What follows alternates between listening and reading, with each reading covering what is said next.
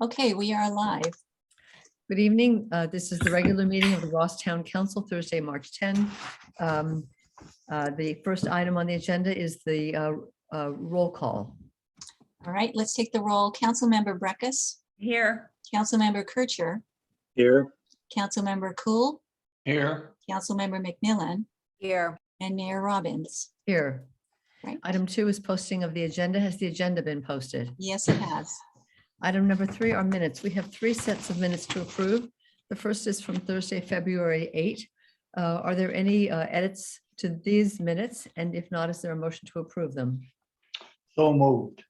Second. All right, how do you vote? Councilmember Breckus, Aye. Councilmember Kircher, Aye. Councilmember Cool, Aye. Councilmember McMillan, Aye. and Mayor Robbins. Aye. And so there was one edit on it, so it's passes unanimously as amended. Okay, thank you. The next is Thursday, February 10. Any edits? And if not, is there a motion to approve? Move to So- approve. Second. Okay, let's take the vote. Councilmember Breckus, Aye. Councilmember Kircher, Aye. Councilmember Cool, Aye. Councilmember McMillan, Aye. and Mayor Robbins. Aye. And the motion passes unanimously.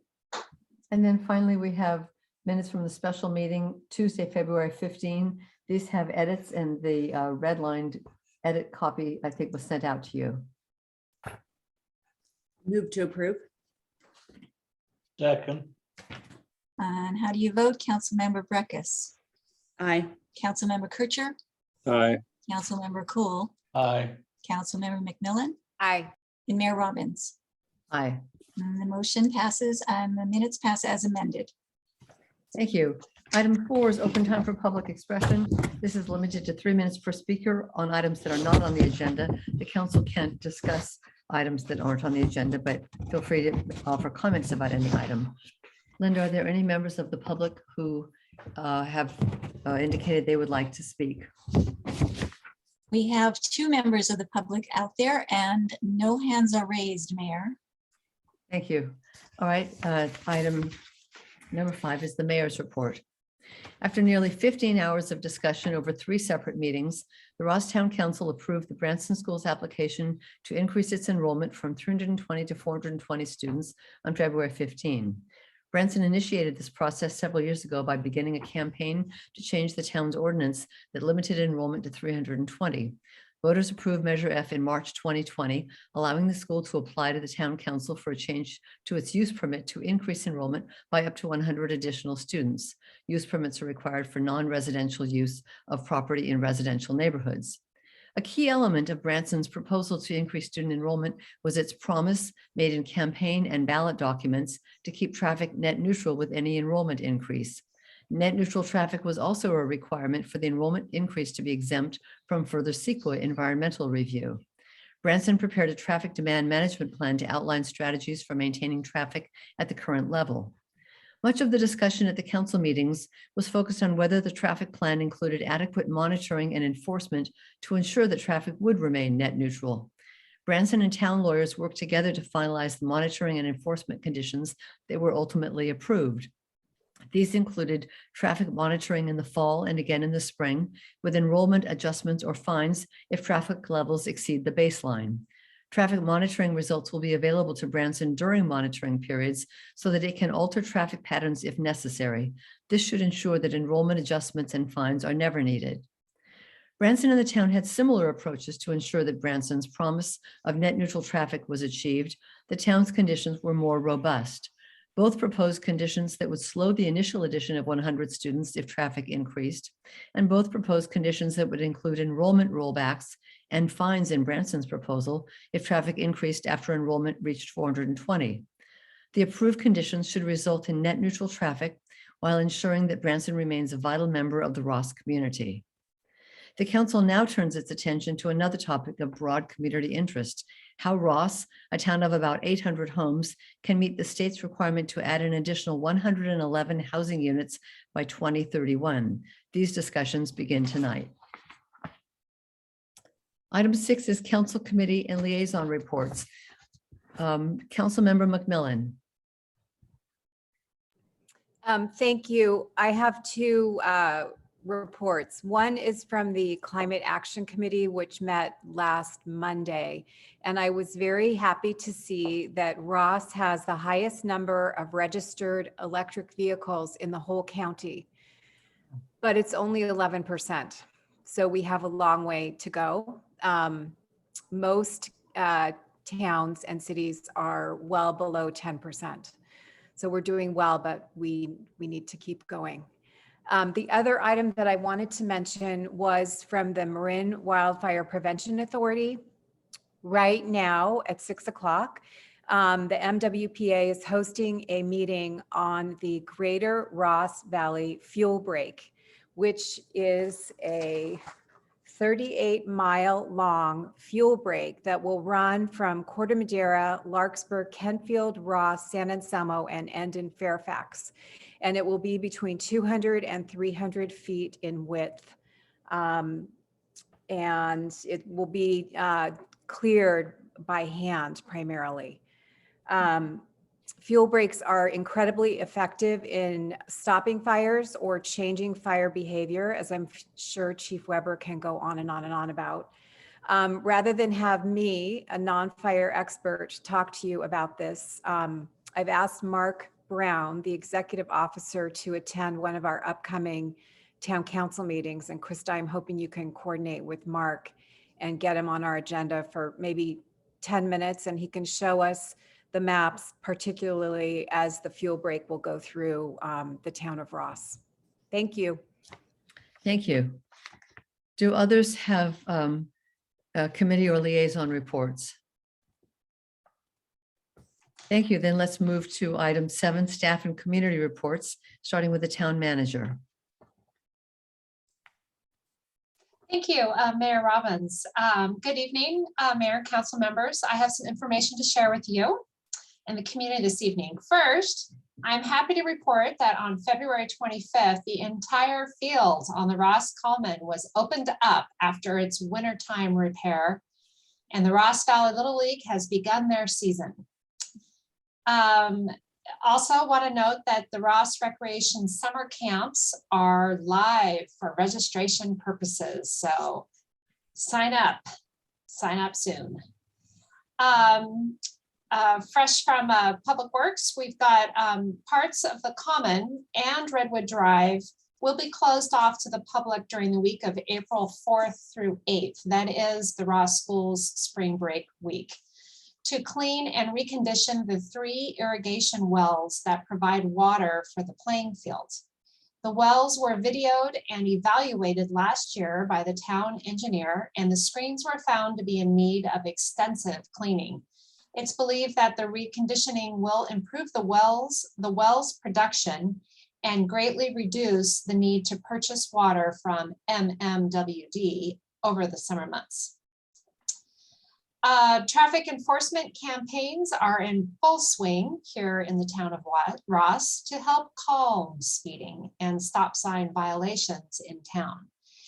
These campaigns are based upon the community's requests. Town police officers are educating drivers and citing to change driver behavior. A friendly reminder to move your clocks forward an hour this coming Sunday, when daylight savings time in California will begin at 2 a.m. The Town Council Strategic Planning Workshop, this is an annual workshop, will be held via Zoom this coming Tuesday, March 15th, starting at 9 a.m. The agenda for the meeting will be published tomorrow, and just a heads up for all that the first hour of the workshop will be dedicated to receiving a orientation to the housing element update process, and an opportunity for the town council to ask questions of the consultant, assuming their contract is approved later on your agenda this evening. And lastly, I am pleased to announce that we have a television star on staff here at the town. Could that be Chief Pata? Woo! The chief is interviewed extensively in an episode of On the Case with Paula Zahn. And this is going to air this coming Sunday, March 13th at 7 p.m. on cable ID network and on Amazon Prime. So catch it while it's still on TV and in theaters. And that's it. Thank you. Thank you very much, Krista. Item 7B is Ross Property Owners Association.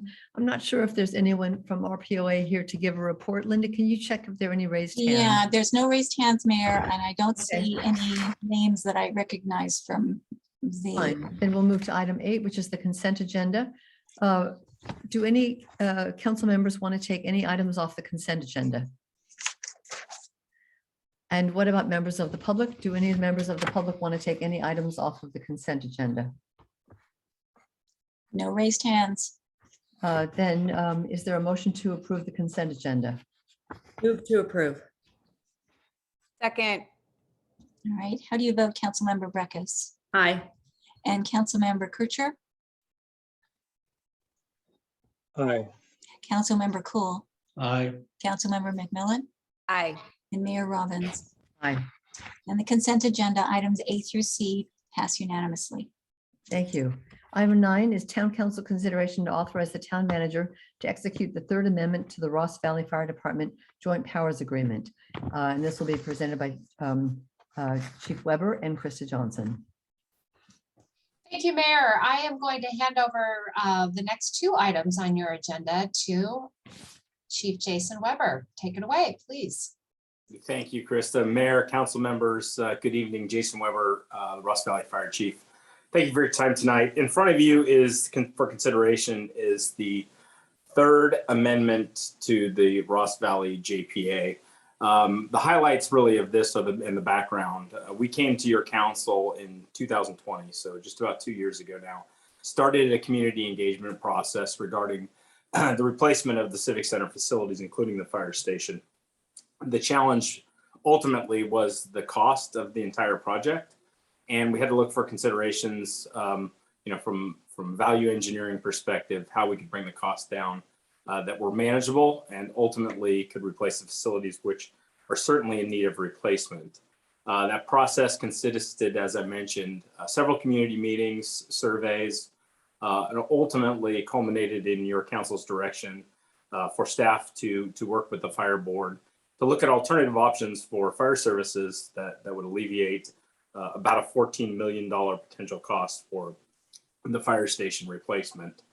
So at your council's direction, we worked with the fire board and the other fire JPA member agencies, ultimately narrowing a pool of recommendations down to what's in front of you this evening, which includes the closure of the Ross Fire Station, some one-time costs that are borne by the town of Fairfax for remodeling, sharing of facility maintenance costs, and I think that's highlighting maintenance, not replacement, but just those would be regular maintenance that you would have borne as a town having your own facility, now sharing that with San Anselmo.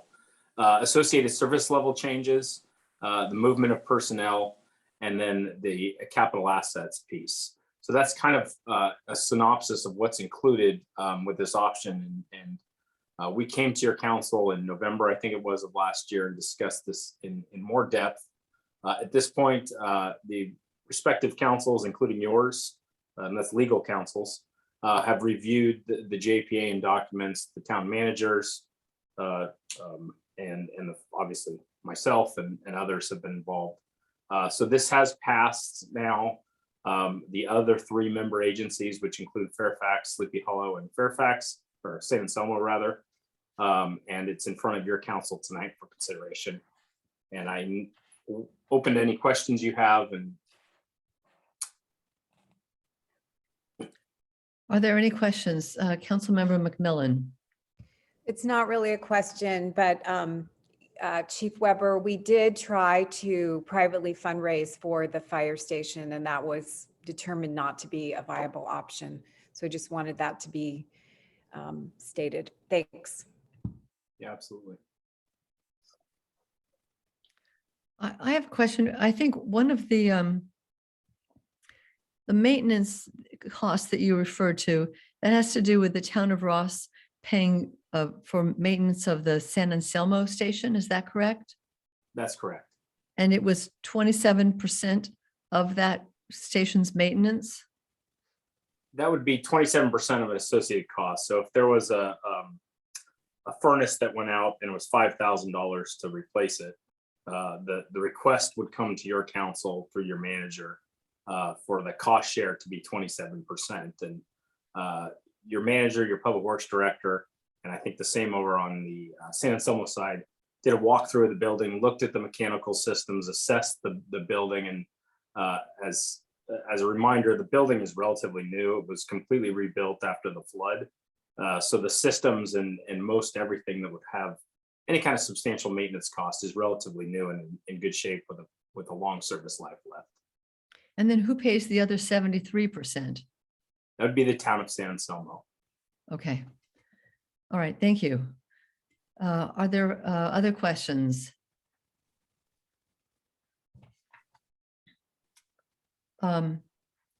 If there are no questions, let's see if there are any members of the public who would like to offer comments on this item. It doesn't look like it, Mayor. There's no raised hands. Okay, then let's bring this item back to the council for discussion. And if there's no discussion, if people are in agreement, then a motion. Move to approve. Second. Okay, let's take the vote. How do you vote, Councilmember Breckus? Aye. Councilmember Kircher? Aye. Councilmember Cool? Aye. Councilmember McMillan? Aye. And Mayor Robbins? Aye, And the motion passes unanimously. thank you. Item number 11 is, or sorry, item number 10 is Town Council consideration of adoption of resolution 2242, calling a municipal election to be held in its jurisdiction on June 7, 2022, for the purpose of submitting to the voters a measure authorizing the continuation of a special tax for paramedic services, requesting the Marin County Board of Supervisors to consolidate with the general election conducted on that date, and requesting election services of the County Elections Department and Town Council discussion of proposed ballot argument. So Chief Weber, Town Manager Johnson, you'll have Chief Weber present this also, is that correct? All right, so go ahead, Chief Weber. All right, thank you, Mayor. Good evening again, Council. So this is a parcel tax that's been in place for a substantial amount of time. This joint powers authority consists of 8 members in the greater Ross Valley that share in the providing paramedic services across the valley. The ambulance is hosted in your town, Medic 18. And what we're asking for is the continuation of this tax for an additional 4 years. This tax run has always been 4 years. And we did look at potentially extending that, but because there was a need from multiple communities to try to put this on the June ballot versus the November ballot, we're going to leave it. The recommendation was to leave it at the 4-year mark. I am happy to report that the financial condition of the JPA is excellent. The JPA has no unfunded liabilities, so no pension or OPEB liabilities, zero, even though it's been around since 1982, which is pretty incredible for a public agency. And I think it's been well managed. We're reducing the annual increase. The previous 4 years, the increase was $4 a year. The proposed and what's in front of you is increasing at $3 a year. So I think highlighting again the financial stability of the organization.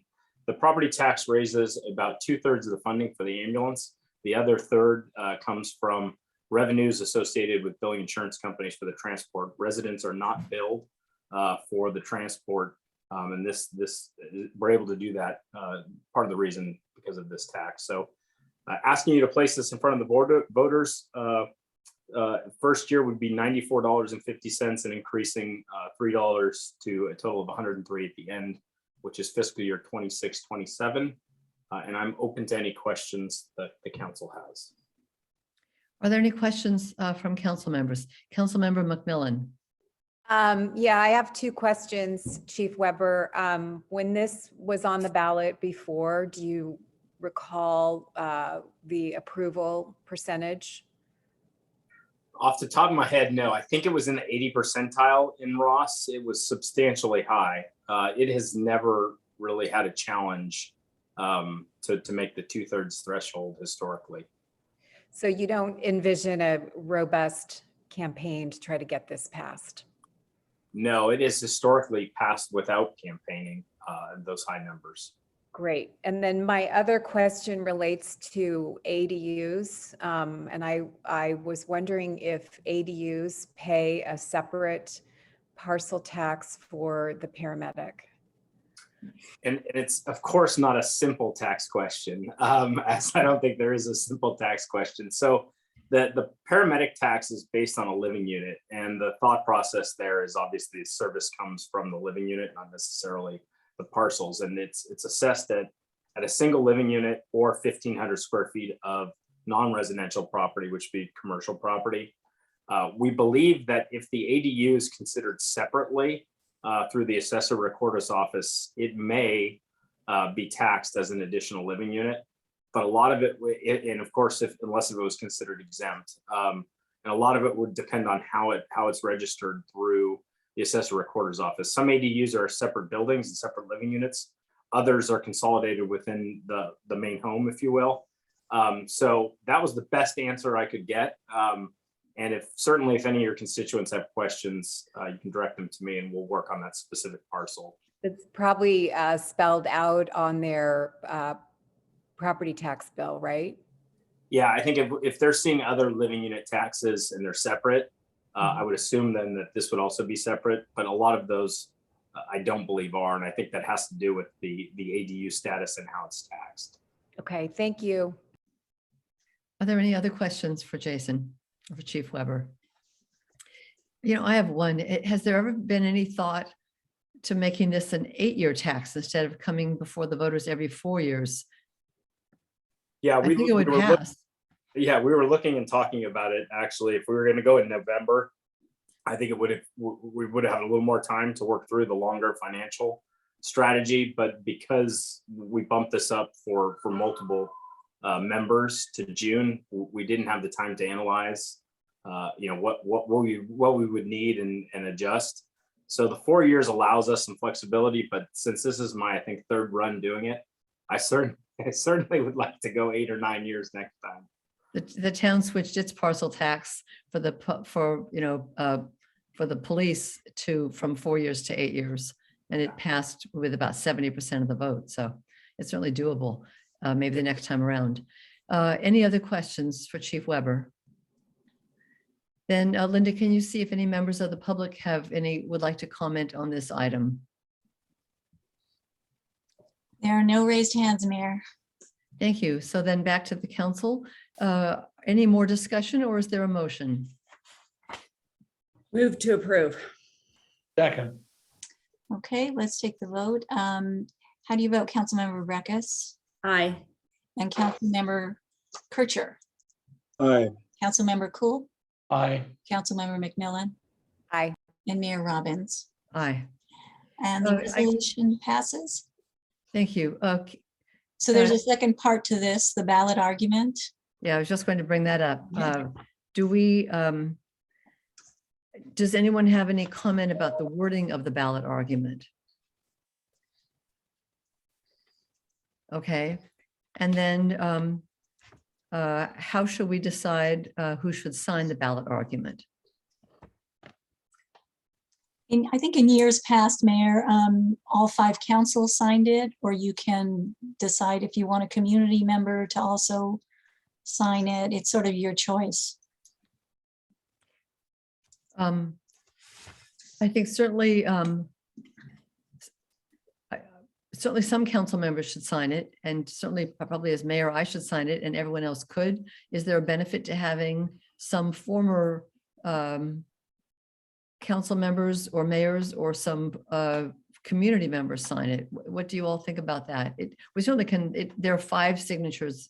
I don't think it's required to have, well, there are 5 signatures, so we can all sign it and that would take care of it. What do you all think about having anybody else sign it? Councilmember Cool. I think we should have at least 2 members of the public sign it. I agree.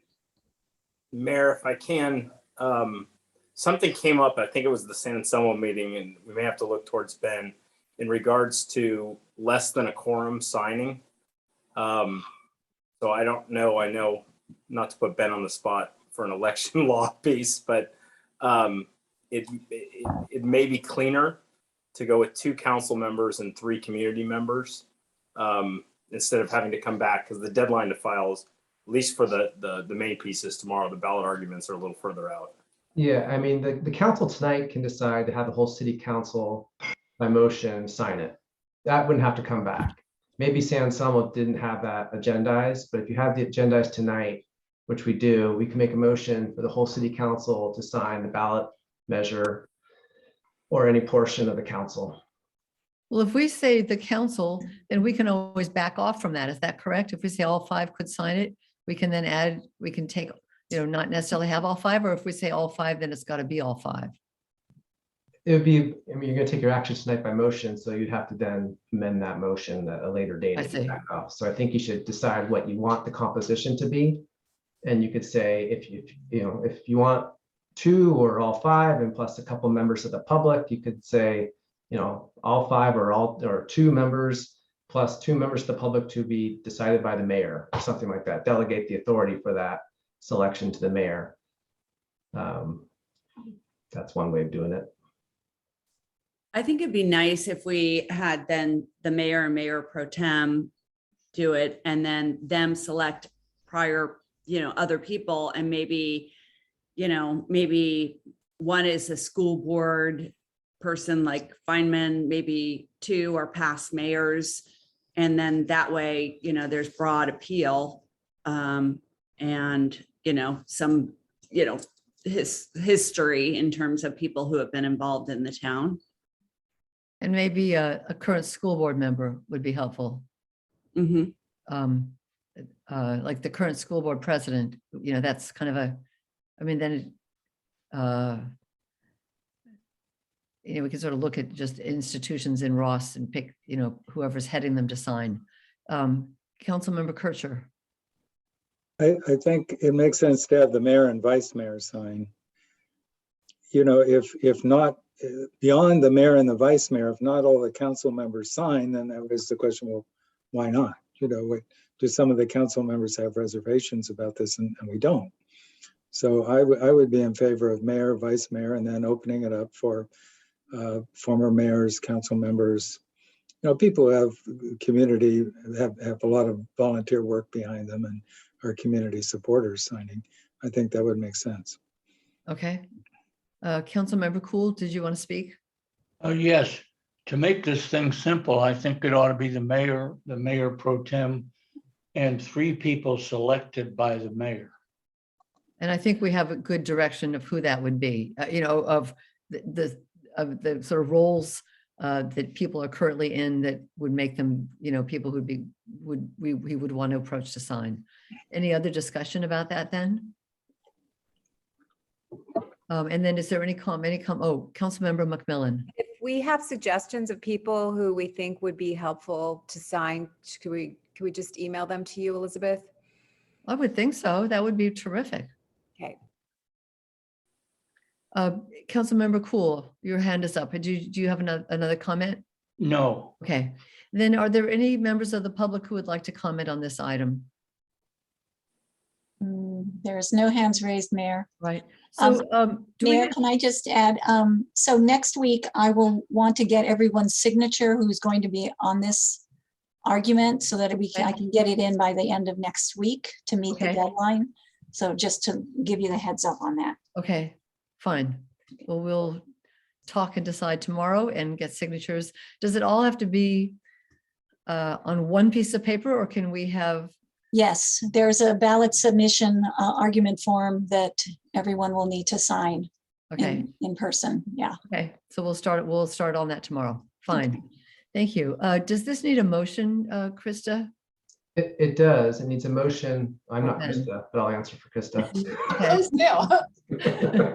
All right. Is there a motion for how the ballot argument should, to accept the ballot argument and how it should be signed? I move accepting the ballot argument Second. and having it signed by the mayor pro tem, and 3 citizens of Ross selected by the mayor. Second. Okay, let's take the vote. How do you vote, Councilmember Breckus? Aye. And Councilmember Kircher? aye, Councilmember Cool? Aye. Councilmember McMillan? Aye. And Mayor Robbins? Aye. Motion passes unanimously. Thank you. Item 11, Town Council approval of consultant services agreement for preparation of the 2023-2031 Town of Ross Housing Element Update and budget adjustments recommended as a result of this agreement. Thank you, Mayor and council members. It's my pleasure to introduce David Woltering, who is our interim planning and building director. David has been working on this item with our planner, Matthew Weintraub, who's also on the call, the Zoom meeting this evening. So I'm just going to pass it over to David to make a short presentation. Thank you. Thank you, Manager, and good evening, Mayor Robbins and council members. Let me share my screen and I'll bring up my PowerPoint. So give me a moment, please.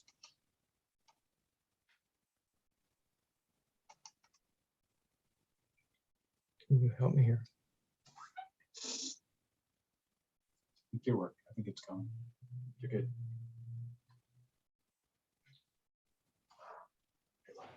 You can do it. So let me move forward with the PowerPoint. Can you see the PowerPoint just to check in? Yes. Yes, you can. Good. So this is exciting.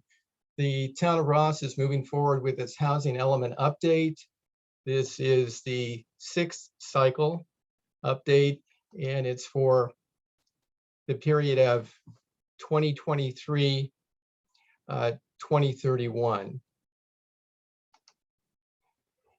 And this housing element update project is really involving not just the housing element update, but also an update to the general plan safety element, and also will involve a focused environmental impact report. It's important to note that this is a significant work effort and that there will be an environmental review involved. And we're expecting that in terms of the environmental review, that there will be a need for a focused environmental impact report. Technically, the state of California has given to localities until January 31st of 2023 to complete this work, but there is a grace period. And given that we're getting a bit of a late start, we're anticipating that this project would be completed by April 15th, 2023, still within the timeline allowed for by the state of California. As I've mentioned, it's a significant work effort, and we are expecting that there will be a need for an outside consultant to do this work. With this 6th cycle, the state of California, given the ongoing housing crisis, has really made this process more difficult, more stringent in terms of better assuring that there are suitable housing sites to meet housing need within the state. So for example, localities need to do an analysis of individual sites to make sure that those sites meet certain size requirements and that also those sites don't have necessarily environmental constraints that would not allow those sites to yield the number of units that are anticipated. And also the idea is to make sure that indeed the number of units that are suggested could be achieved on those sites. Additionally, the state is really looking at localities to assure that these housing units, affordable housing units, are really dispersed within a community so that there's equitable disbursement in terms of focusing on affirmatively furthering fair housing. And also to assure more public input, the state is requiring that before the housing element, the draft housing element goes to the State Department of Housing and Community Development, HCD, that there's a 30-day review period locally so that the local citizens have an opportunity to comment on the draft, and that also that those comments are forwarded to HCD so they have a sense of what the local citizens are saying about the draft document going forward. Our recommendation tonight is we have done a review process. We are recommending that the town council go forward with approval of a consultant services agreement with a firm of Diet and Bhatia. Diet and Bhatia are regional planners, urban and regional planners. They're out of Oakland. They have significant experience. And we're suggesting that you accept their proposal that's dated February 28th, 2022 in your packet, and that to assure that there's funding available for this project, which will total $356,815, that you make certain adjustments to the budget to transfer funds to assure that funds are available to move forward with the project. I'd like to share a little bit of background, just general background on the housing element. The housing element is one of 7 required elements of your general plan. The housing element identifies local housing constraints, conditions, needs, and establishes goals and policies and programs and strategies to facilitate the construction and preservation of housing for all income levels within your community. Local jurisdictions are assigned certain housing targets for housing production, new housing production by the state. And this assignment is referred to as the Regional Housing Needs Allocation, or RHNA. The RHNA for the town of Ross, this 6th cycle, is 111 new housing units. That's significant. And as you know, the past cycle, the 5th cycle, the number of units that was assigned to the town of Ross was 18.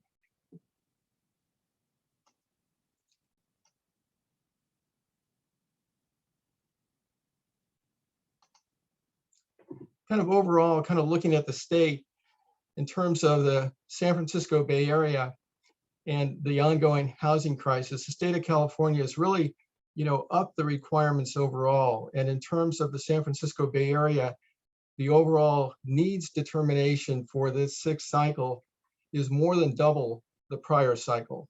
This current 6th cycle is 441,176 units as compared to 187,990 for the past cycle, the 5th cycle. In terms of measures, things that the town of Ross will need to consider to do to meet this RHNA number of 111 units for the town of Ross, there could be rezonings of properties. There could be relaxing of development standards. Higher densities would be encouraged. There would be incentives considered for duplex, multifamily, and accessory dwelling units. These are measures to try to increase the number of new dwelling units, housing units that could be achieved here in the town of Ross. And it should be pointed out that in the circumstance that the local agency does not adopt or have its housing element certified, there could be financial penalties, loss of grant funding, and even legal challenges.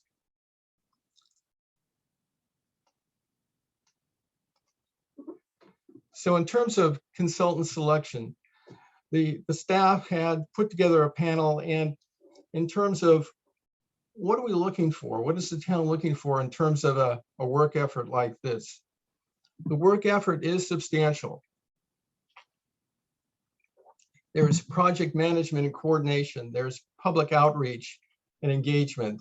There's identifying housing needs, looking at housing constraints, identifying suitable sites, like I mentioned earlier, reviewing and updating past measures, looking at the past housing element of the town, what worked, what didn't work, what could be improved. And then, of course, preparing the required environmental document. All of those things are going to be required as part of this process. Staff prepared an RFP, a request for proposals, put that out on January 7th of this year, and received 3 proposals. And the proposals were from Diet and Bhatia that we're recommending this evening, and 2 others, one from EMC Planning Group and one from Realty Planners Group.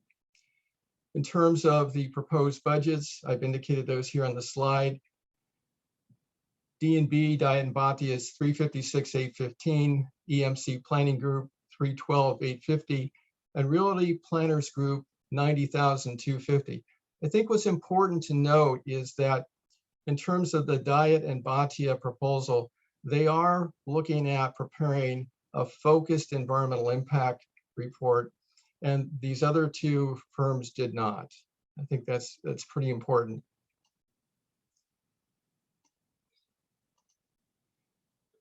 We put together a panel. We had 4 panelists, internal staff, and also professional outside staff. And we looked at the firm's qualifications, team members assigned, technical capabilities, graphics, what kind of outreach would they be doing, work plan, and we checked references.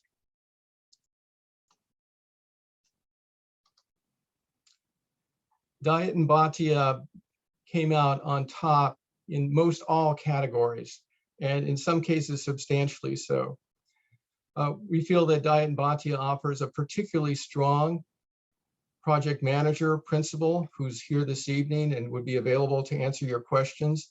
His name is Andrew Hill. And Andrew has experience in terms of leading currently the San Pablo 6th cycle housing element update, and has been working with as the lead for Moreno Valley's 6th cycle housing element update. What's important here is that Andrew and his firm have been doing work in Southern California and elsewhere in the state where they have actually completed 6th cycle housing element updates and have developed relationships with HCD representatives, and they understand their expectations and they have that learning curve to offer to the town of Ross. In addition, Diet and Bhatia has done significant work over many years. The firm has been around about 40 years. They've done significant work in terms of housing element updates, general plans, specific plans, and zoning regulations. The panel overall found this firm, Diet and Bhatia, to be the firm to be recommended, and the reference checks were really excellent.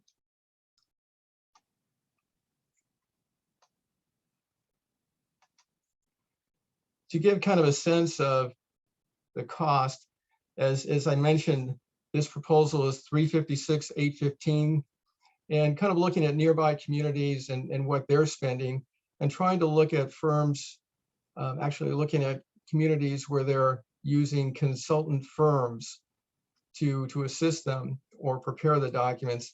The city of Belvedere is spending about $434,000, and they're assuming a mitigated negative declaration, a lesser document really than the Focus DIR. And the city of Larkspur is looking at about $424,000, and again, assuming a mitigated negative declaration. I think from a staff perspective, looking at a project like this, and as you reviewed the proposal and the staff report, you'll notice that there are a number of areas where there could be potentially significant adverse impacts that really should be considered in an initial study and probably will lead to some level of focus DIR. So by anticipating that and building that into this scope of work, we think that that's a good thing.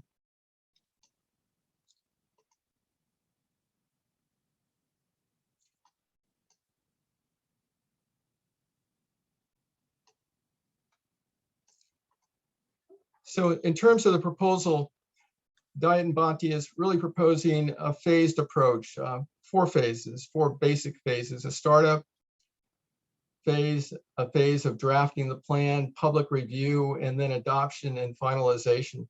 And again, we are assuming, given the late start here, that we would be using some portion of the grace period to do this project. So the target date, the local target date for completion of this project is really April 15th, 2023, and that's allowable. In terms of the startup, the idea would be to collect background data, materials, have a kickoff meeting with council, send out a mailer. There will be substantial public outreach throughout this process. This first phase, there will be a town council orientation, pop-up events, social media, etc. Phase 2 is drafting the plan, research, analysis, and again, reaching out, informing the public of what are the regulations. So there's a, information exchange, informing our citizens about, what are the legal requirements, and then also receiving information that the consultants can use in terms of preparing the document. Third phase is public review, again, soliciting feedback. As I mentioned before, that draft document goes to HCD. There's a need for a 30-day review period and to receive comments, and those public comments would go to HCD for their review and understanding of what some of the local concerns and comments are. And then the fourth phase is adoption and finalization. And again, throughout this process would be opportunities for reaching out, receiving information, informing our citizens about requirements and gathering information that can be used in terms of determining how to approach meeting this challenge of creating a plan that would result in facilitating the construction of 111 new housing units within the community over this next 8-year period. The overall budget is broken down here on the budget table, again, is $356,815. I should point out that there are a couple of optional tasks. It could be that in terms of achieving or putting together a plan that could facilitate achieving the 111 units, there may need to be a rezoning or rezoning of property. So that could be an optional task that would be taken on. Also, I'm sure most of you or all of you are aware of SB 9, the provision of state law that allows for lot splits of single family properties. And so there's another optional task here where there could be a local ordinance prepared for SB 9 implementation. That's something that we really should be looking at right now. It is a state mandate. There are state regulations. We don't have a local ordinance at this time. So at some point, the town of Ross will need to look at that.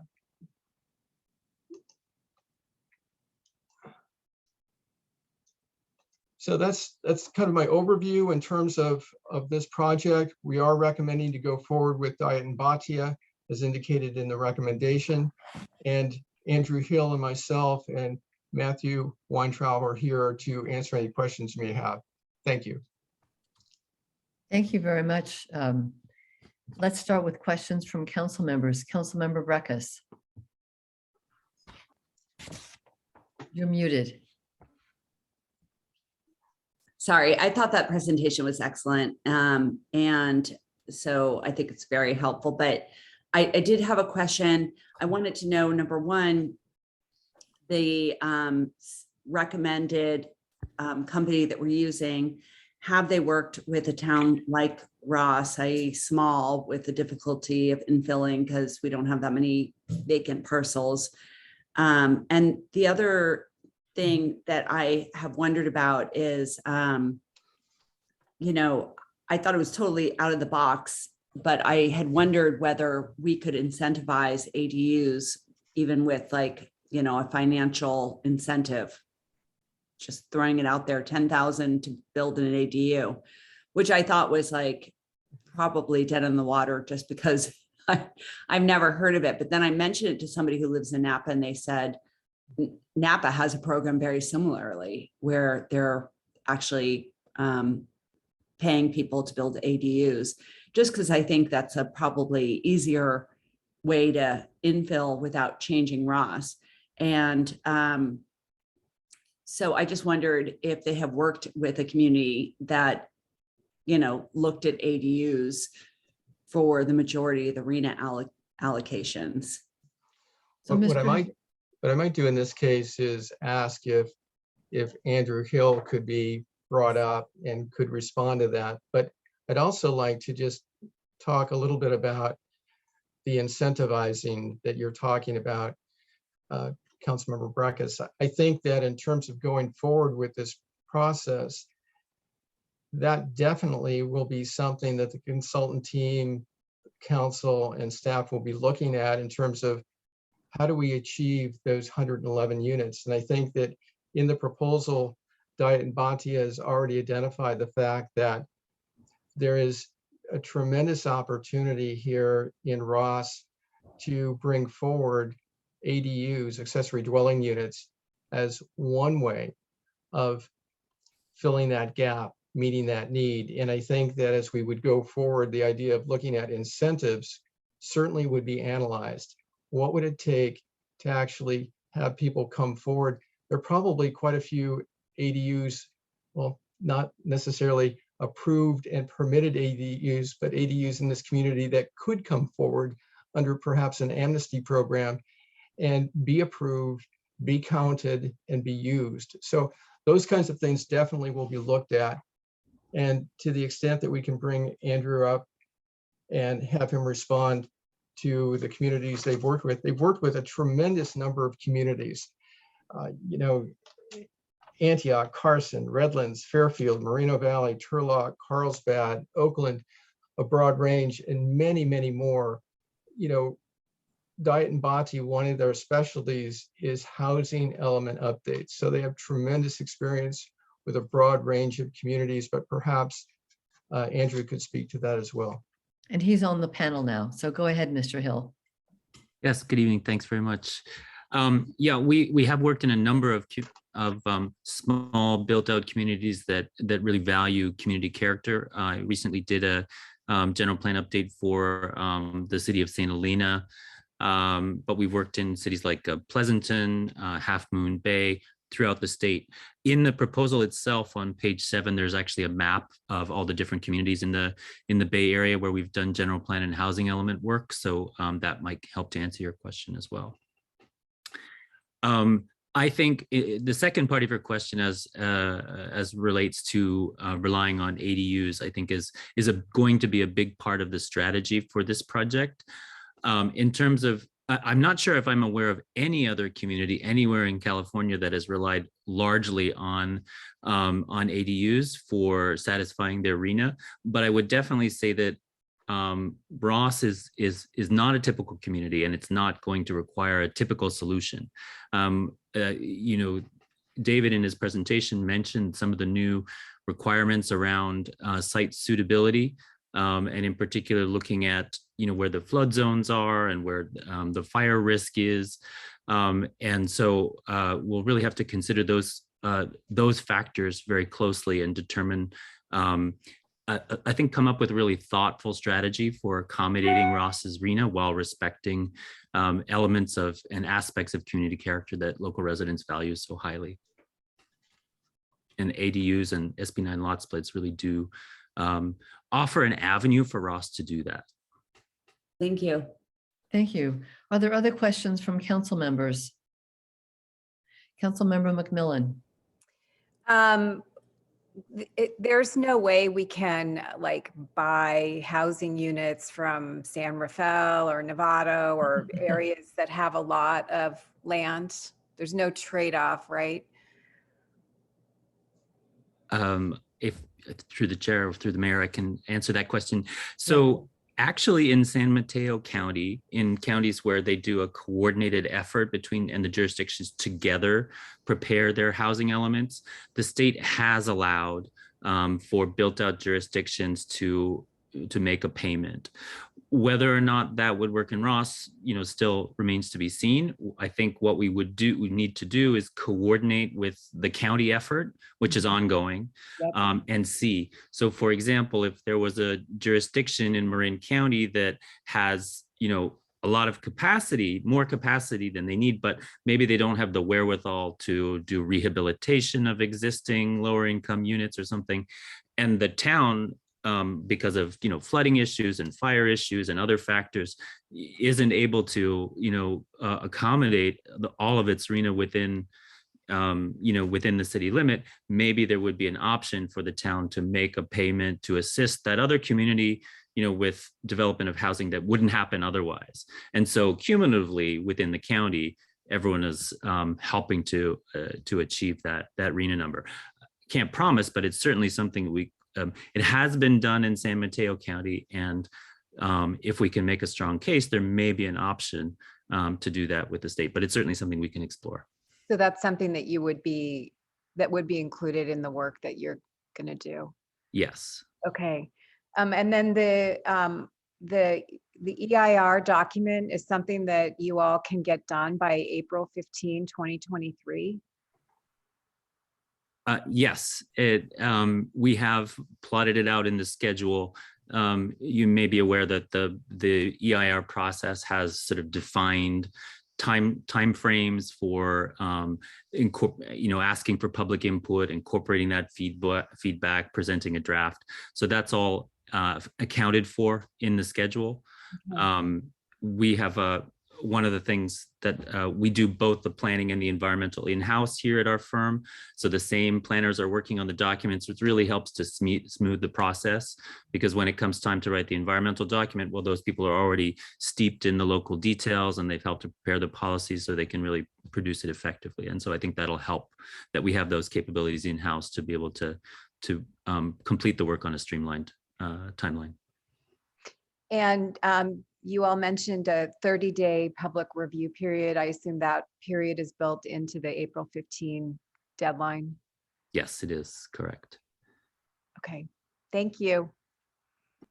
Are there any other council members with questions for Mr. Hill? Then let's open this up to members of the public. Are there any members of the public who would like to offer a comment about this item? Doesn't look like it, Mayor. There's no raised hands. Thank you. Then let's bring it back to the council. Council members, any further discussion, or is there a motion? I would move to approve the consultant. Second, All right, how do you vote, Councilmember Breckus? Aye. Councilmember Kircher aye. and Councilmember Cool, Aye. Councilmember McMillan, Aye. and Mayor Robbins. Aye. The motion passes unanimously. So thank you, Mr. Hill. We'll look forward to working with you. Thank you very much and good night, everyone. Good night. This takes us to item 12, Town Manager COVID update and council discussion on potential for returning to in-person meetings. Town Manager Johnson. Thank you, Council. I did receive a little bit of an update on some of what our neighboring cities are doing as they consider, as their councils consider whether and how to and when to bring back meetings, have in-person council meetings. In Novato, they are going to be having in-person and a hybrid option starting April 12th, where the public will be allowed to Zoom in and also to come into the chambers. San Rafael is doing something exactly the same, also on April 18th. Larkspur is also doing the hybrid, starting on April 6th. They are able to reduce the seating capacity in their council chambers because they have movable chairs, so they will be attempting to spread out the seats and reduce the capacity. Their staff and consultants will be allowed to participate via Zoom in Larkspur. Fairfax is starting up on April 6th with a hybrid format. However, they're going to hold off on allowing the public to physically enter their chambers that first meeting and see how it goes. I did check, we checked with with Marin County, and they do not have guidelines that are specific to council meetings. So that's the latest intel we've received. And I think just it seems like most cities are having councils setting up these hybrid meetings. And the impression that I got is that most councils are meeting in person, although because it is a hybrid format, if a council member prefers that, in most of these places, they could participate from home. And then just the difference is that in a couple of places, the public, they're going to, take a slower approach and not have the public physically come in until later on. So that's the intel I have for you. Thank you. Thank you. Comments and questions, Councilmember McMillan.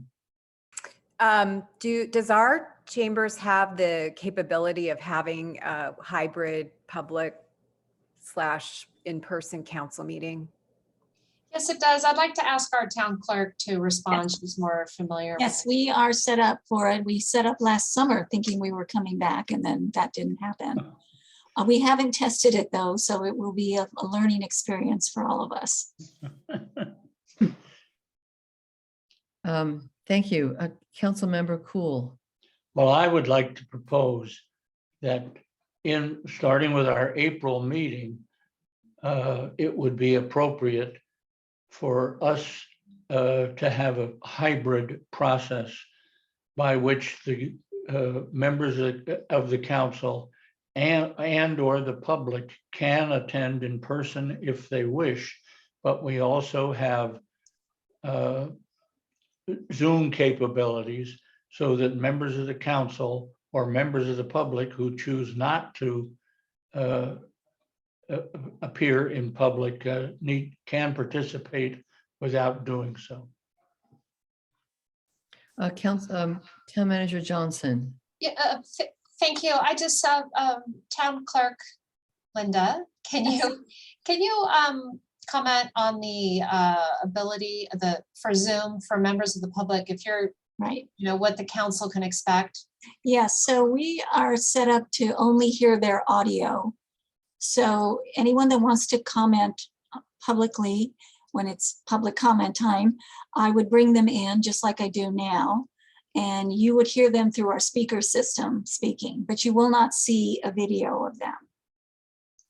So if a council member decided not to Zoom in, Exactly. that would apply to them, that person as well, right? That the council that was in the council chambers could only hear them, could not see them. Correct. But could members of the public that are Zooming from home see those council members? Yes, they'll see everything. The cameras will be on in town hall, so they'll see everything from home, including the presentations, if there's any.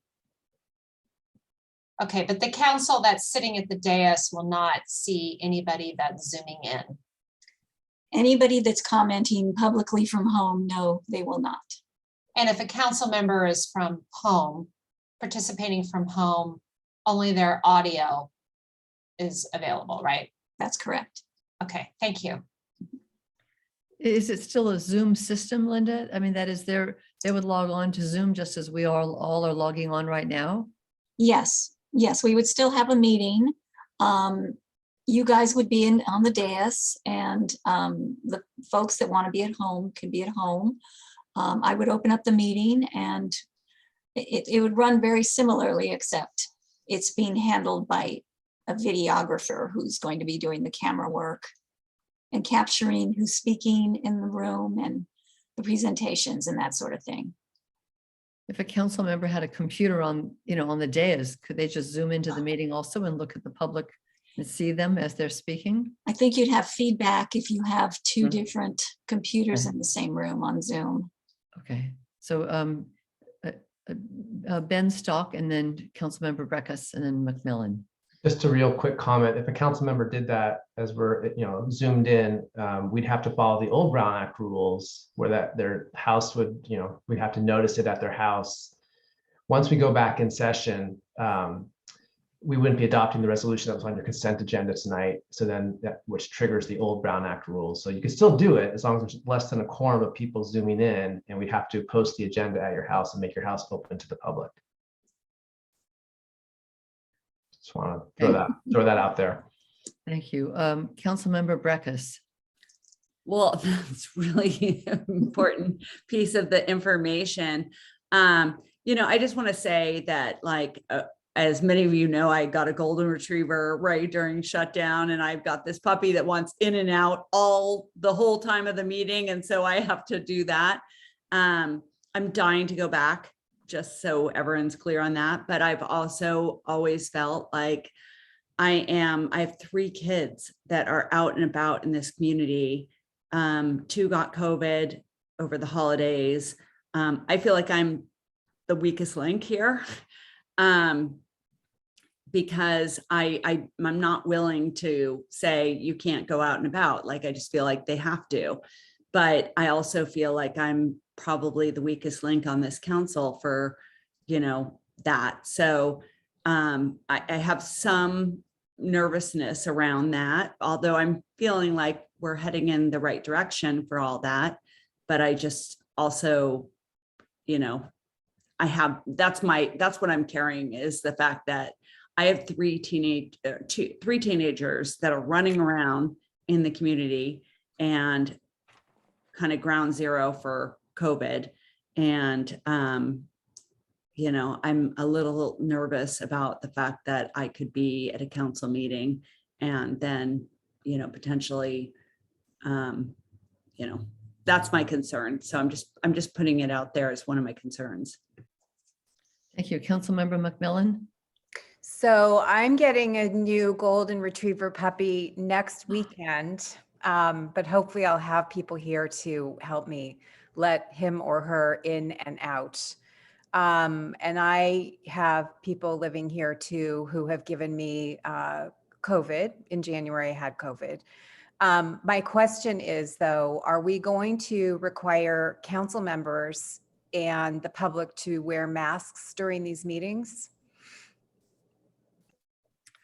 Yeah, thank you. I wondered the same. I mean, would there, if we have, I mean, I guess I wouldn't mind dragging our feet a little bit and waiting another month or two to see that there's really no surge. I'm also thinking, if we're having a lot of discussions about the housing issues, and there may be many about that, is it easier to get everybody together by Zoom, including the consultant, until we get this launched? I also wonder, do we have a limit to how many people could come into the town hall? Are we socially distancing people in town hall, whether or not we have a mask or vaccine mandate? I think it's a little, I mean, I think we're close, but I personally wouldn't mind waiting a little, but let's keep talking about it. Councilmember Cool, and then Brecka, Elizabeth. Well, I don't mean to put Councilmember Breckus on the spot, but you're going to have 3 children for a long time, and you're going to have 2 dogs. Are you never going to be able to come in person? We're going to, I mean, people have to make, I don't, because I don't have any dogs, and my wife can take care of herself, more than take care of herself. So I don't have any problems. So I'm really very much an enthusiast about getting back to person meetings. I think they're much more effective. I think having the public come is much more effective, to see them in person, to see what's going on. I don't think, I mean, you can go into a restaurant now without a mask on, as I understand it. Why can't you come into the chambers? I don't see why there's need to wear a mask anymore under current guidelines, or do anything other than use common sense. We very seldom, if ever, have a full chamber. There is a fire law that limits how many people we can have in the chamber, so we can still stop them at that number. I just think it's very important to get back to meeting in person to be effective in governing. And I guess I'm disappointed to hear people giving reasons why their dog or their children.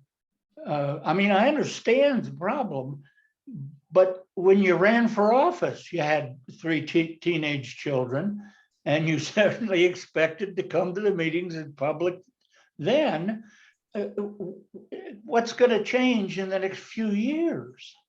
I just am very anxious to get back, and I'm sorry, I shouldn't be picking on Elizabeth, but it really concerns me that we are having reasons like this, that we can't come back to having in-person meetings.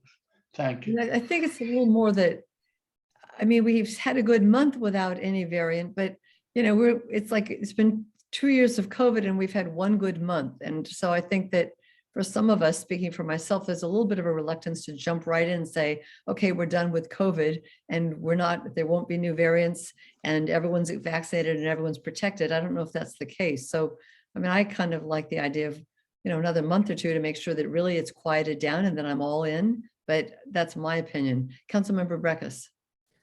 Well, I just want to clarify. So number one, I get Beach's comments, and just so you know, Beach, I want to go ahead and have you dinner with you at Marinita's like we used to back in the day.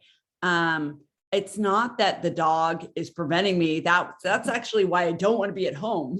The dog can stay in the garage and it's fine. It's a pain to be here because sometimes I don't right now, but sometimes I have kids coming in and out, but I always have the dog wanting to go in and out. And if I was at the council, I would just throw it in the garage. So that's definitely not one of the reasons.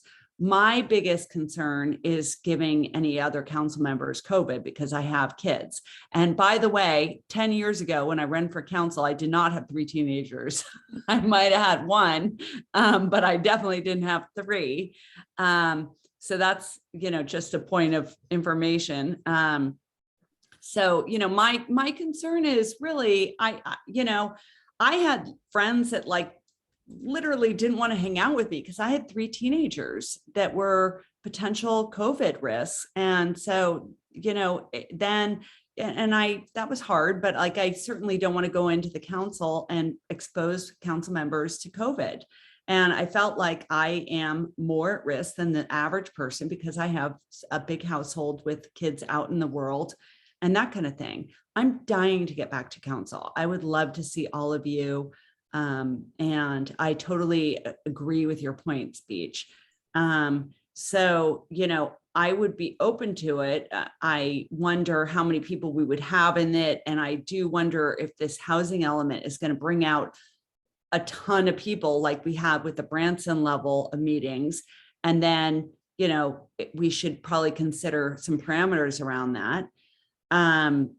And if we feel like maybe through the housing element, we should pause it, I don't know. That's probably something we should discuss. I would even say that as an attorney who represents people at planning commission and council members, council hearings a lot, some, not all, but some of the hearings are where the person who's the applicant or the appellant can be seen and that other people who are just 3 minutes in can't be seen.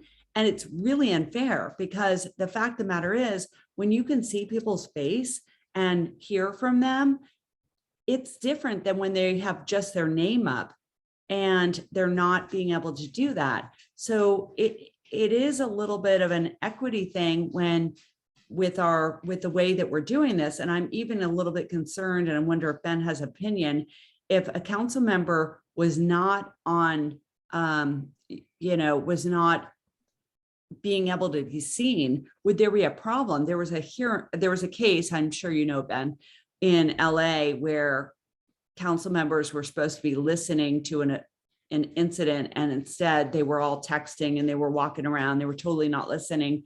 And the whole thing was overturned because they were not paying attention.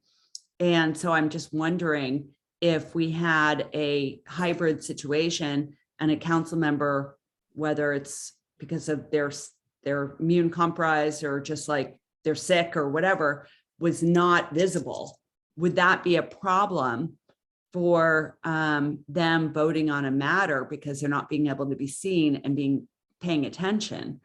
The Brown Act does allow you to call in, even before the pandemic. So I think Right. it's fine, but I think your concern is valid in the sense of, I would like to understand, is there any way to, have one TV screen or something that's dedicated to the visual of the Zoom if we're going to offer the hybrid?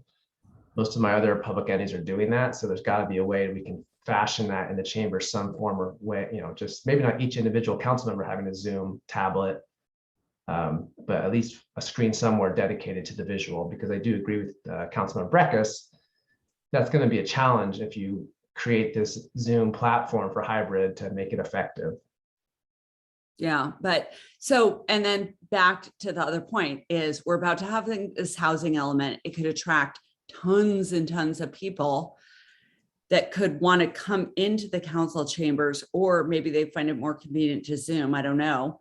But like, you know, as we propose this site or that site to be high, you know, multi-housing or high density housing, that could be an issue. So I think Elizabeth Robbins' comment, Mayor's comments about, you know, should we consider, you know, pausing? I think there's some merit to it, but again, I am, just to be clear, Mayor Pro Tem, I am dying to get back. Thank you. Councilmember McMillan. You know, this housing element thing is going to go on until April of 2023. So if we think that we're, you know, we shouldn't meet in person until the housing element is done, then we're talking May 2023. And also Mill Valley has been meeting since July or August. They have not had a problem. I talked to someone on their council and they said prior to meeting in person, the level of discourse and frustration among the public was very, very high.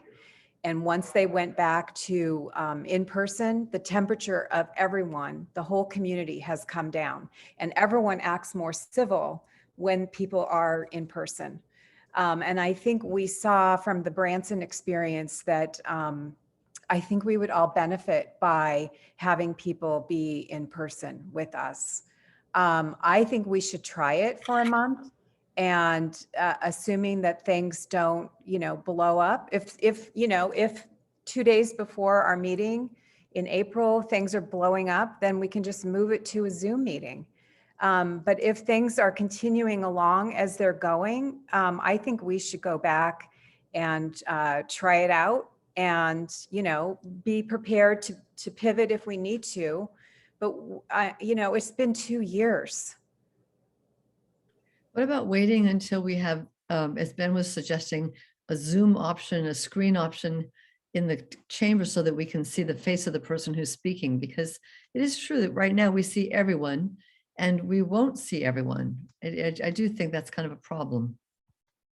Mayor, I would have to talk with the Community Media Center because they're the ones that set this up. And I have no idea what their schedule and how complicated that would be to add more equipment. So that's one thing to think about.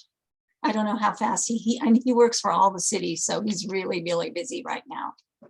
But some of the cities do have that screen option, is that I right? don't know. I had not heard that when he was setting us up last summer. He did not offer that to us. So I don't know. I have to talk to him.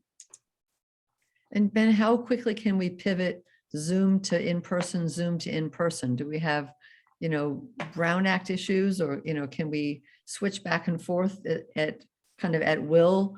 And who would make that decision, and how do we communicate that to the public? So the Brown Act issue, we can pivot back and forth as long as we follow the, you know, an agendized process where 72 hours before we, you know, notify the public of what's happening. And then have the resolution on the consent like the one that you approved tonight.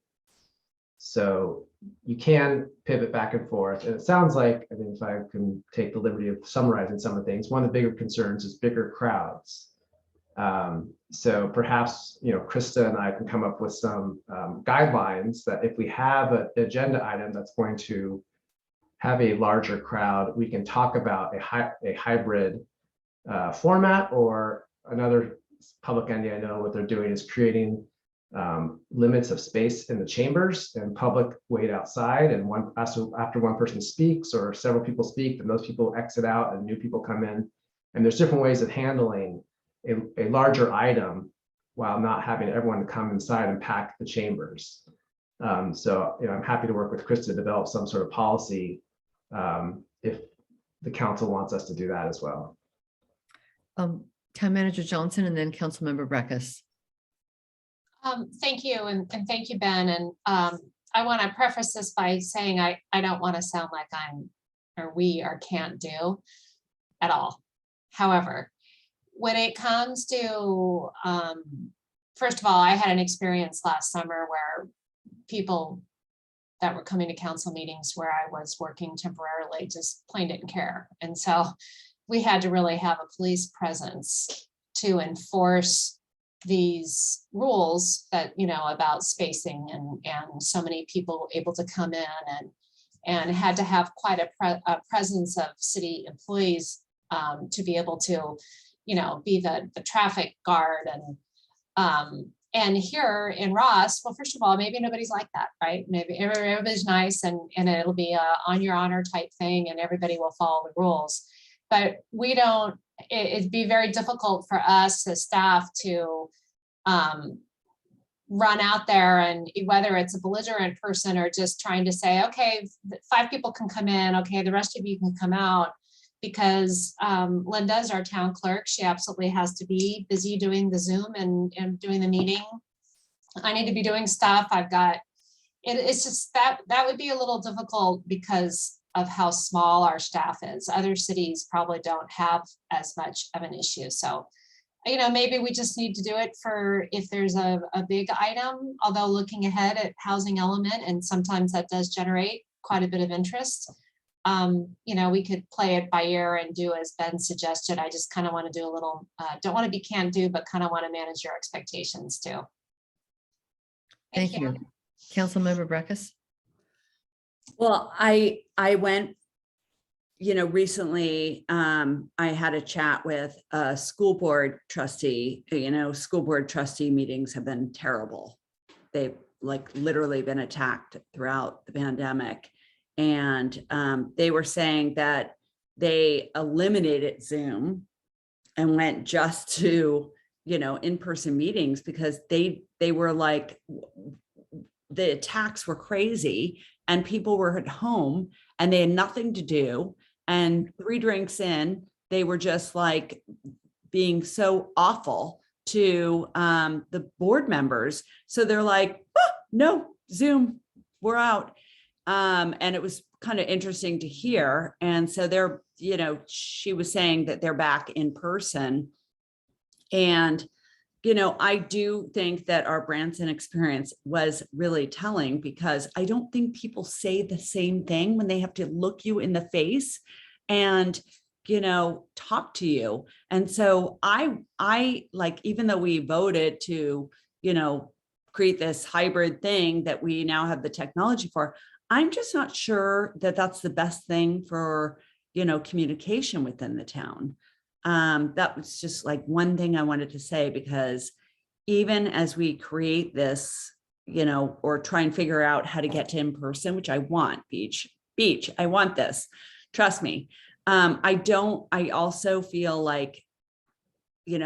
we always are gosh, we want to hear from people, but then, there is a negative to that. And there's something to be said for this community that elects people and then lets us lead and lets us, goes to bed and lets us do what we should be doing. And so that's another point I wanted to make about this. I have a comment about the idea of trying to manage crowds by having people wait outside, come in, talk, stay for a while, leave, come back. I don't know that if the point is to try to limit exposure, and since this is an air transmitted virus, I don't know that actually helps, because it's sort of, instead of a whole group getting exposed at the same time, it's like everyone's sequentially getting exposed. So I don't know that really saves you a lot of health risk, because the staff and the council members are exposed to absolutely everybody who's filing through. And I don't know if it matters if they're all in the room together or if they come separately. I suppose for an individual person from a member of the public, maybe that's a little bit better for them. But I mean, if there are variants and they are contagious, it's in the air, and the more people who come for any period of time into the town hall are going to be breathing that same air. So I'm not totally convinced that cycling people in is helpful if we're worried about infection. Now, if we think that COVID has passed and the risk is relatively low, then I mean, I guess we're okay. But I wouldn't mind waiting one more month to be sure it's okay. But I'm happy to do whatever council members want to do. And then maybe one more month would also give us a chance to see if we could get a true hybrid with a video screen, which would be nice. Councilmember McMillan.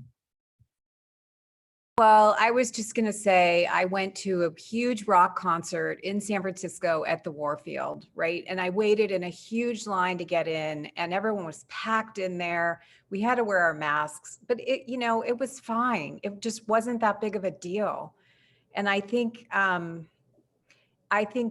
we would do ourselves a big favor by having people come in person to speak to us. And maybe what Elizabeth Breckus is saying in terms of eliminate the whole Zoom thing, and ask people to come in person. I think people act differently in person, and participating on Zoom is more like hauling off and sending an email when you hit send, and you probably should have waited at least 10 minutes before you hit send, and so I think it would, I think what the person in Mill Valley told me in terms of bringing down the temperature of the whole community, that would really help everyone. And you would get the people there at the meeting who actually care about the issue, because they will have driven down, they've found a place to park, they've come in, they've waited. So I think the substance would be much more rich for us, and the participation would be much better, more meaningful for them and for us. Thank you. Councilmember Breckus. Yeah, sorry to keep talking, but I'm just curious if we have to wear masks, because masks for me are like, I hate them and I really don't want to wear them. So if we have to wear masks and be in the council chambers, like, do people still want to go back? Because I have that dilemma all the time. I can go to court and wear a mask, and then, I'm in court and wearing a mask, or I can be on Zoom and I can be unmasked. And I feel like that expression and that whatever is preferable. So if you're telling me that we are going to go back into council chambers and I have to wear a mask, and just so you know, I'm the person who's not wearing a mask right now. I go into the restaurant, I go into the stores, I'm fine with being unmasked. But if you're telling me I have to wear a mask for 3-4 hours at night, I prefer to be on Zoom. So I'm just curious, what would be the rule around that? It does seem like if the risk level is such that masks are recommended or required, I mean, that might be the moment we pivot back to Zoom. I don't know that we want to be in a big group if the risk is so high that everyone's supposed to be wearing a mask. Councilmember Cool. You're muted. You're muted, Beach. Beach, you're muted.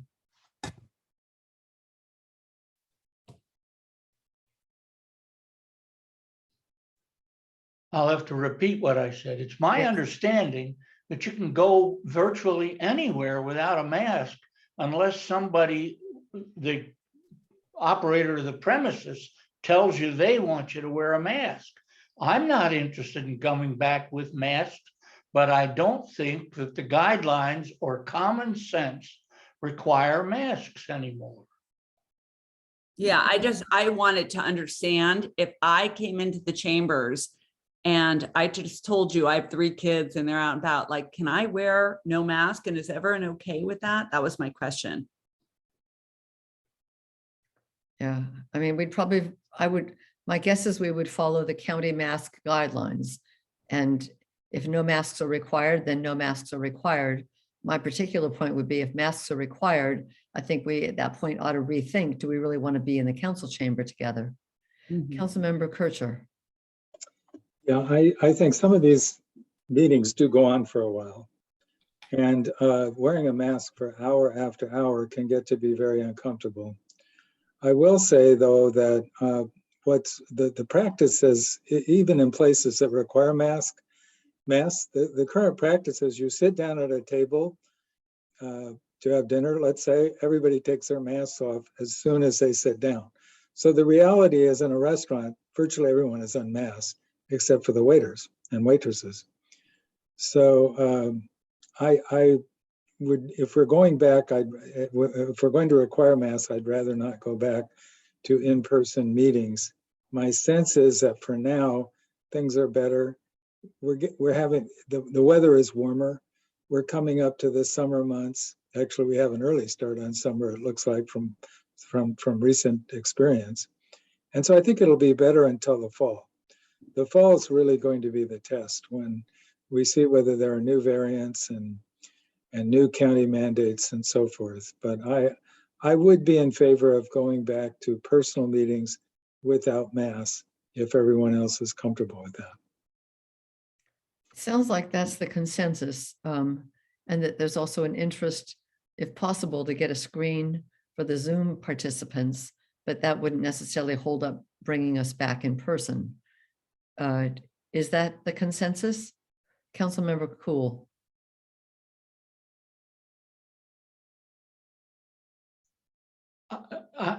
To bring this to a head, I'm going to make a motion if that, unless there's some strong need. There's for no, further discussion. we're not agendized for a motion. We're just doing consensus right now. Well, I'm very sad to hear that because Councilmember McMillan and I at our last meeting asked that this be agendized. It's on the agenda and it's giving direction to the town manager of how to conduct our future meetings. So whether it's motion or consensus on the agenda of the council members, it's really the same effect. So it sounds like, from what I understand, there's a consensus to go back in April. Are we in April? Yeah. And to have masks be optional. The one part we haven't heard a consensus, and Councilmember Breckus raised this, is there consensus to offer Zoom or not?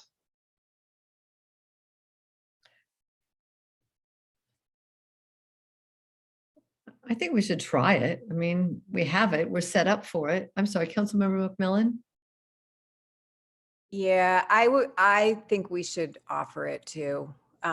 Much as I would like to not offer it, based on our most recent experience, I think we have to offer it until most people feel safe. I mean, we want to be transparent. We want to give people access to what we're doing. I don't see a downside to offering it. I mean, civility, but I think the benefits outweigh any downsides. Does It's that also, excuse me, Mayor, it's also there in case someone doesn't feel well, for instance, and they can, Zoom in from home. Member of the public may want to comment, but they don't want to come in and expose anyone. So it's sort of there for a reason. I think that we were offering it. Yeah, that's a good point. I mean, that protects the entire community to have that option so that Right. somebody could participate even if they're sick. And Ben, again, remind me, what did you say if a council member feels ill 2 days before the meeting? Can that council member Zoom in, or is it too late because there's not a notice, it hasn't been noticed where they're participating from? It would be too late in that context. If it's 2 days before the meeting, the agenda would have already been published. I can't answer that definitively. When that hypo comes up, I'll look at it because we may be able just to amend the agenda, even though it's set before 72 hours, to add a different location. So I have to look at that provision on the Brown Act. Okay. Okay, thank you. Councilmember Cool. Before we had Zoom capability and before we had a pandemic, if a council member felt ill 2 days before the meeting, whatever the score was, it was. We're going backwards if we don't adopt this because we're worried about a council member getting sick less than 3 days before the meeting. Beecher, I think we're all set to adopt everything. This was just like a hypothetical, like what would you do if you were sick 2 days before? Would you as a council member participate by Zoom or not? All I'm saying is we handled that in some way before we had pandemics. Okay. Any other comments from council members? Or Krista and Ben, do you have enough of and Linda, enough of a sense of how we can proceed here? I think it's clear. Okay. All right. Thank you, everybody. So that moves us on to item 13. I'm recused, so I will step aside and Mayor Pro Tem Beach Cool will run this item. Okay.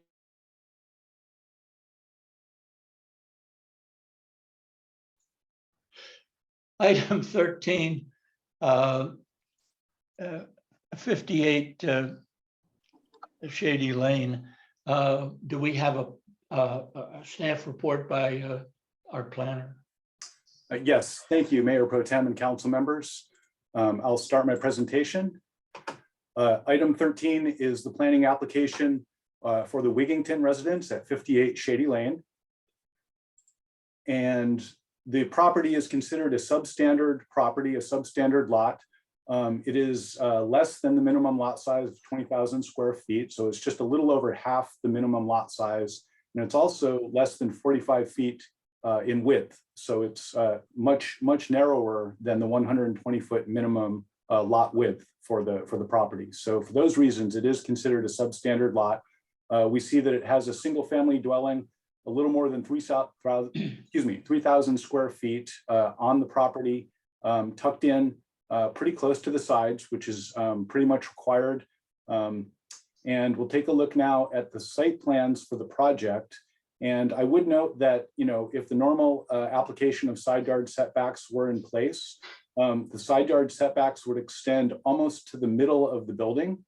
So there's almost really just a very narrow strip along the entire length of the property that's outside of the buildable envelope. So it's nearly impossible to develop on this property without some type of variance setback encroachment. So this project involves renovations and additions at the back of the residence, at the interior and the exterior. On the left, we see the first floor plan, and the interior renovation would occur here at the back of the building. A portion of the building, approximately 393 square feet, would be carved out as an accessory dwelling unit or a second unit, commonly called an in-law unit. It would be completely disconnected from the primary unit, so it would not connect on the interior, and it would have its own entrance here at the back of the property.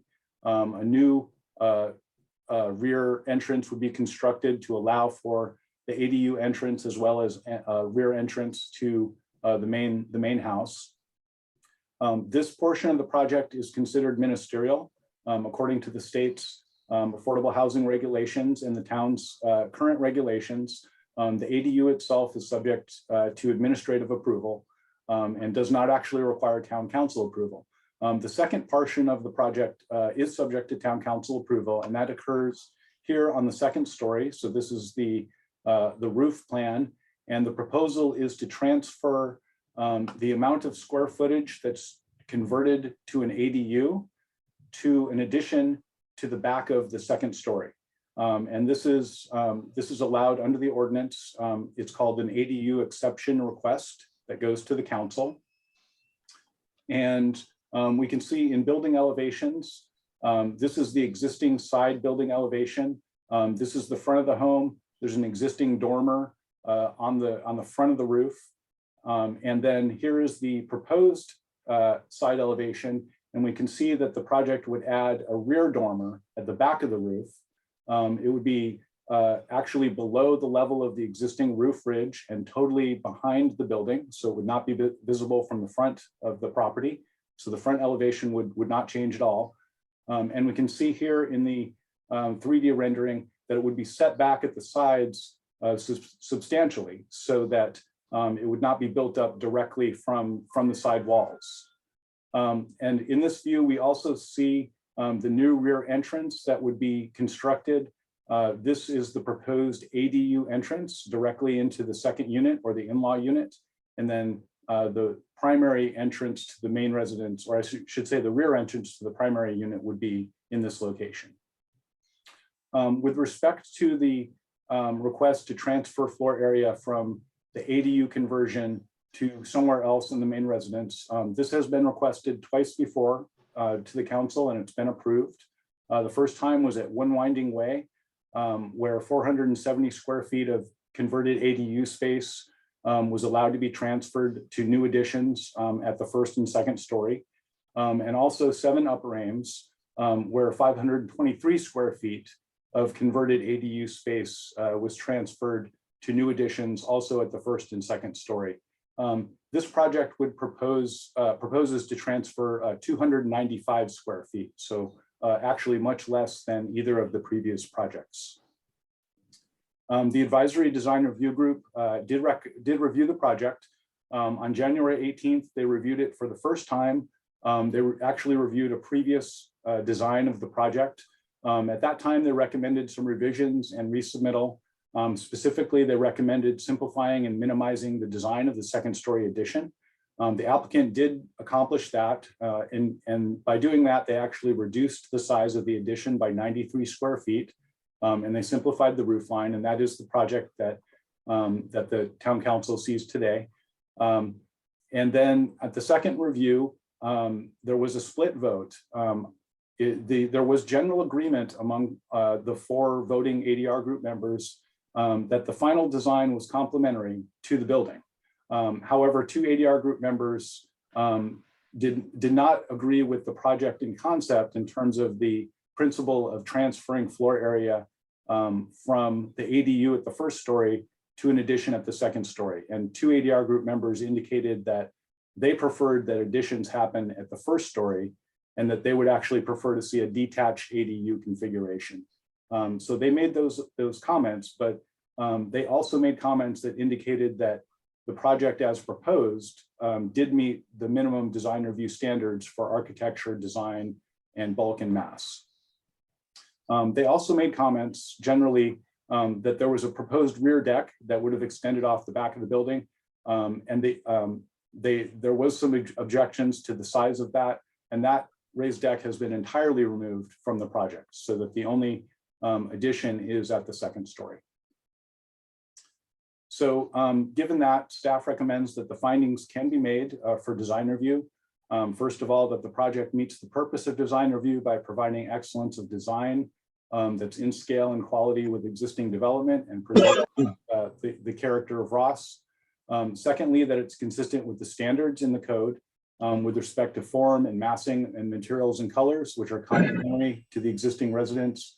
And the addition is compact and minimally visible. And also that the project is consistent with the uses and density outlined in the general plan and zoning. And one would note that it is consistent with the exception of the variances that are requested for setbacks and building coverage, which is very, very slight overage on building coverage. With exception to ADU permit, staff can recommend the findings can be made in terms of there's no significant impact to the greater neighborhood because the additions are minimally visible from public vantage points and there's no changes to the front elevation. The views, privacy, light, and air for neighbors are protected and preserved. The additions are compact. There's no increase to the building height or footprint, and the second story addition is set back in from the property lines. There's also no runoff increase because there's no increase to impervious surface. There's no change to the footprint. And there also is adequate fire protection in terms of water supply for the property. And staff also recommends that the findings for a variance can be approved based on the special circumstances of a substandard lot with respect to the lot size and the lot width. That the variance is necessary for the preservation and enjoyment. And specifically, it's necessary to construct the allowable floor area that's allowed on the property under the code. And lastly, that there are no adverse effects. Privacy is protected and the project is supported by the adjacent property owners. There was a 300-foot notice area that the town sent notices to all owners within that zone. Letters of support were received and submitted by the applicant by a number of property owners, not all of them within the 300-foot radius, but I would point out specifically that the owners of 56 and 60 Shady Lane, which are the properties on either side of the project, did submit letters of support, and those are in the staff report. So with all that information, staff can recommend adoption of resolution number 2243, approving the design review, the exception to the ADU permit, and the variance to make the alterations and additions at the back of the existing single-family residence at 58 Shady Lane. That concludes my presentation. I'm available to answer questions. I'd also like to note that the applicant and design professional is Polsky Pearlstein Architects, and I believe both Jared Polsky and Elizabeth Rare with the firm are on the line, and I believe the owner is also on the line. That concludes my presentation. Thank you. Thank you, Matthew. Does any member of the council have any questions for Matthew at this time? Okay, seeing none, I will invite the representative, the owner and the architect, if they wish. They're entitled to have 15 minutes to make a presentation. As I'm sure they're well aware, they need not make a presentation, and they are entitled to reserve time for a presentation after public comment if they if they deem it necessary. So I will inquire first whether either the architect or the owner wishes to make a presentation at this time. My name is Jared Polsky. Can you hear me? We can, Mr. Polsky. I just want to make a very quick statement that I want to thank Matthew for a very thorough staff report. And I'm here with Bobby and Madeline. We're their architects. I just again want to note that neighbors on both sides were in support, and I appreciate the recommendations from the ADR to simplify and clarify the rear addition. It essentially is matching this kind of design of the front of the house, and I hope if you had a chance to see the story poles, that really has a de minimis impact on the neighbors. Thank you very much for your time. Okay, we'll open it to the public. Is there anyone, Linda, in the public who wishes to speak? I don't, oh, here we go. I did bring the applicant in if he wanted to speak as well. Hi, no presentation to make. This is Madeline Wigginton. I'm sitting next to my husband, Bobby. No video necessary. Just thank you for your time, and we look forward to moving to Ross. Thank you. Linda, any other hands? Yes, there is a hand up. I am trying to bring them in. For some reason, it's not working. Here we go. M. Bruce. Go ahead. I think it looks great. It should be passed. Thank you. Okay, any other public comment? No, that's it, Mayor. All right, we'll bring it back to the council for discussion and potentially a motion.